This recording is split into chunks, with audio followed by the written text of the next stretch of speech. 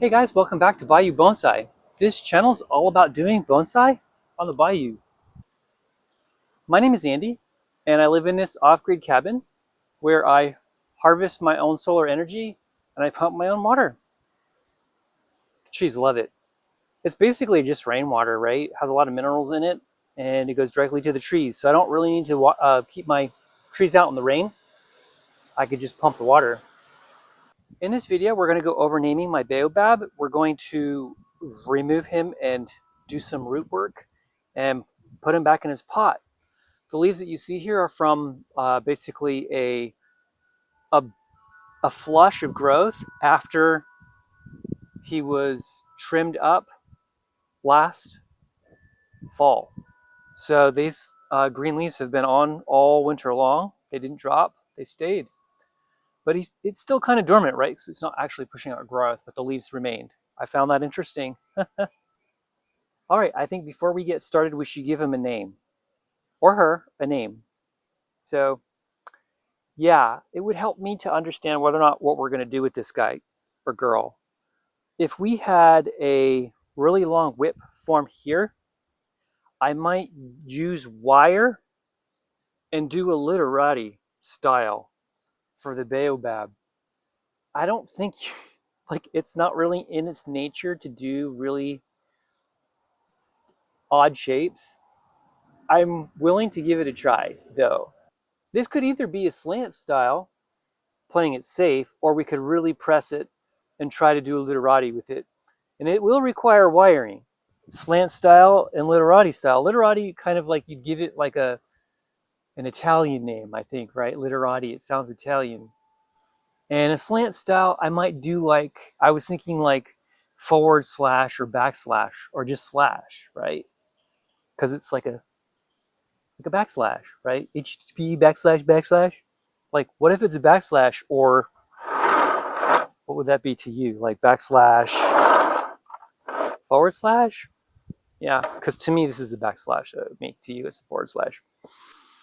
So, do slanted style, we could call him slash or her slash.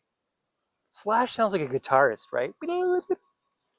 Slash sounds like it'd be a really cool guitarist. Oh, Slash is a guitarist, isn't he? From Guns N' Roses. Let's do Slash. That's it. It's a he. His name is Slash. Are you guys ready? Oh, I'm super excited. I haven't seen Slash, right? I haven't seen Slash's roots in forever. So Slash it is. Okay, we're going with the slanted style. All right, so I got Slash up out of the pot for sure. Let me go ahead and do this, though.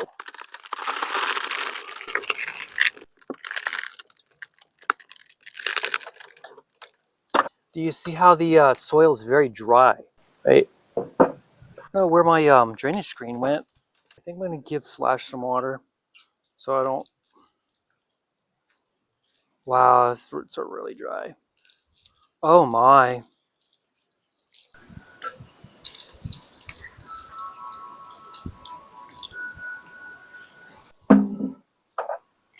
Just gonna pick at Slash's roots. So Slash had already had a lot of roots pruned, right? You can see the taproot is gone.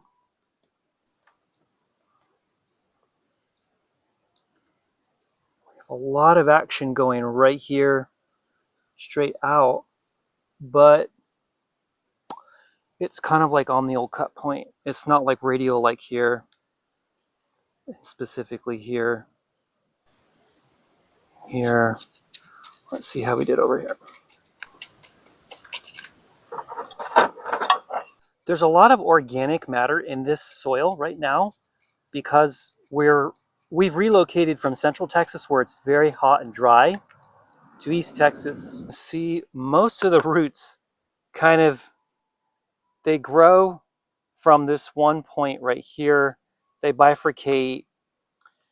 The root that I chopped off here never really grew back anything on the radial end of it. So let's see here. So we have some roots going here. We can coax over. That'll work. See how it's cranked over to to the left, but we can go ahead and repot it.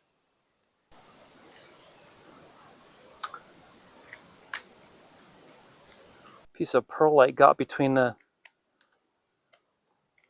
root and it's basically trying to heal over a rock. Let's see here. Oh wow, it's a windy day. We're supposed to get rain any minute, but I wanted to get this done today. Where does this come from? Okay, so this was the bifurcation. I see. So this root was once chopped and it gave me two, but then it goes from kind of radial to not. Let me see if I can get that over here. See if I can pull that through. And this is why we're using this time of season to make adjustments to the roots. So if we can keep that there, that will be radial. But that bifurcation, right? Ugh, it didn't go that well. I'm gonna go ahead and take a little risk here.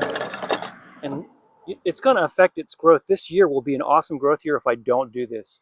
I mean, maybe we want to put off major root pruning till next year because that's why it's kind of stunted because I did that trunk chop right here. I don't want to risk it. These roots can get so bulbous. We're just better off dealing with stuff we don't want in this fashion. Like that. So, oh hey, it's a lizard. It's probably wondering where that was. I'm gonna clean that up with some shears.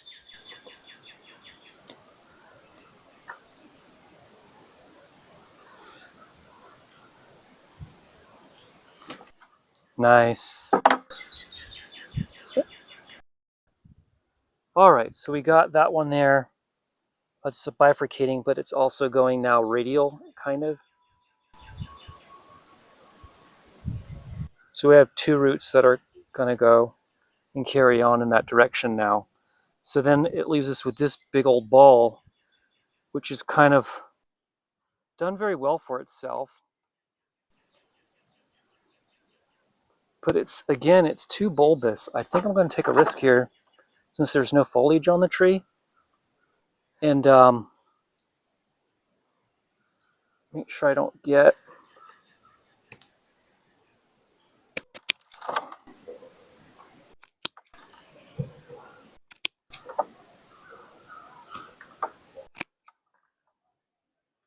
almost one more little chop. Nice.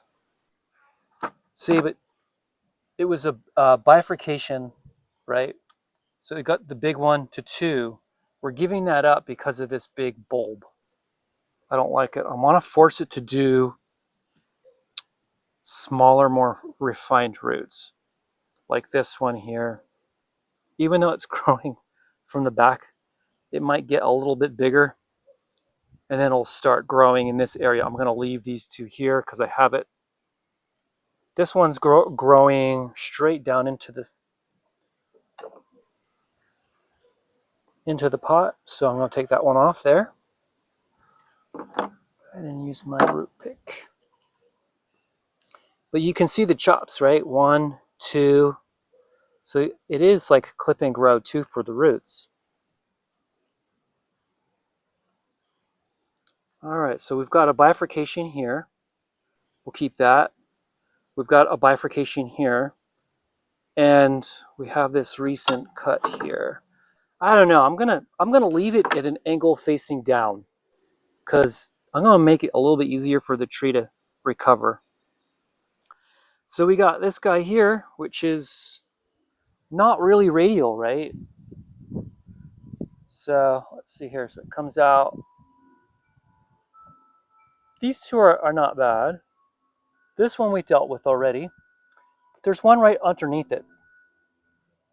And it was another root that had gotten pruned and it recovered and it sent out this other root right here, which isn't a bulb, but I have this one up here now with these three over here. So I think what we're gonna do, yeah, I'm gonna do it. I'm gonna make it in line with that other. But then there's these two roots right here I want to not cut into. So I want to give them enough distance. And then chop. Wow. There's enough here that we can just do a couple quick prunes and move on. So we'll do that one there. That one there. And here you have it. I mean, it's basically set for growth for the next year. But slash is ready for the next growing season. I don't want to get too aggressive here. I know this one won't be here. This one will get chopped in line with this root plane. But you can see the roots are pretty sparse. So, all right, let's go ahead and put slash over here. All right, this is basically what I use for mesh. I don't really wire the trees down in the pot. I haven't really had a need to lately. The price tag for the pot is there. Go ahead and scoop some of this bonsai soil. I'm going to aerate it, mix it up. But you can see and smell, it's just so earthy. There's perlite, calcined clay, and garden soil. Very, just the parts would be like, I don't know, like 2 parts pea pebble, 2 parts calcined clay, two parts perlite, and like a half a part garden soil. All right, so I have my soil in the pot, and either that will be a /. I'm looking down, and it's basically not going to fit in the pot too well. So I'm going to go past that bifurcation there, and then now it fits. But then I've got really long ones over here. Trim, trim, and trim. All right, so basically slash goes back in the pot.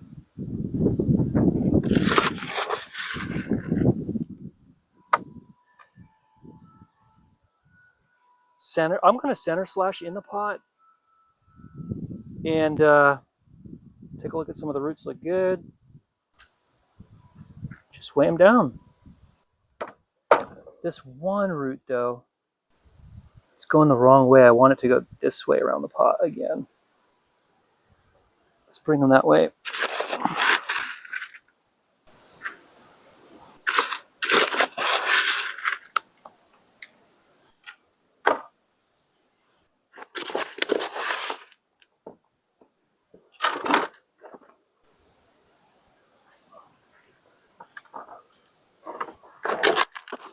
Trying to resist the urge to pat.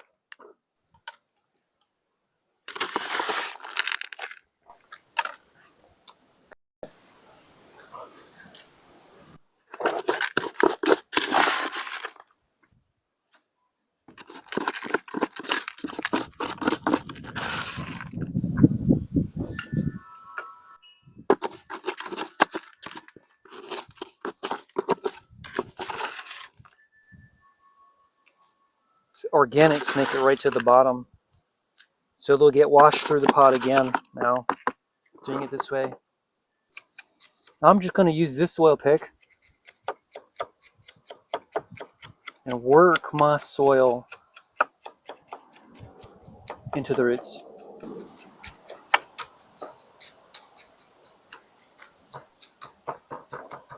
So make more of the nabari.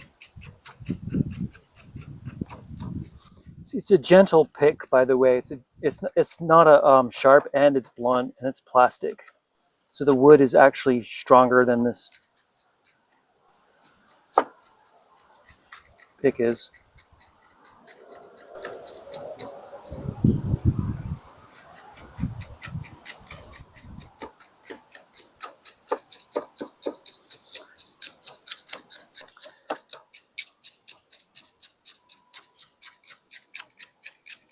Give Slash a little tug.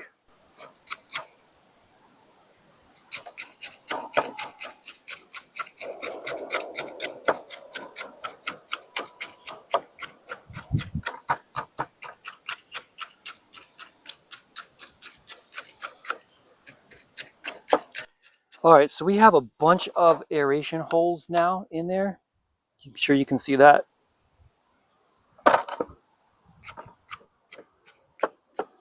And I do think Slash is firmly in place.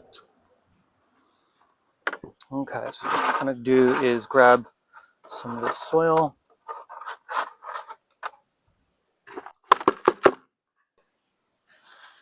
Yeah, I make this stuff in bulk, but I do think I'm gonna reduce the organic compounds in here.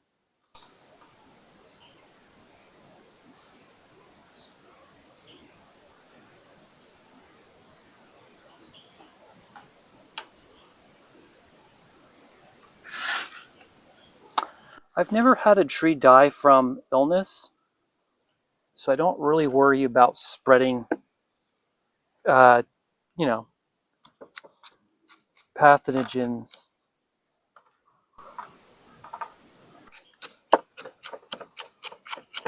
Root rot with these would be my largest concern.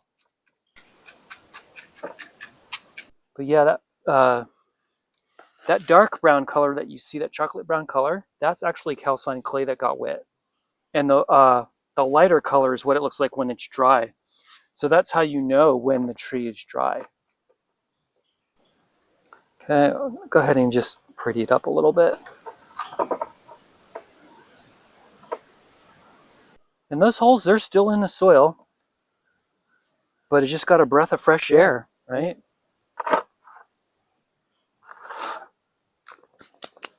I think what we'll do now is 360. Here's the front. There is the left side. Now that's the back. That's the right side.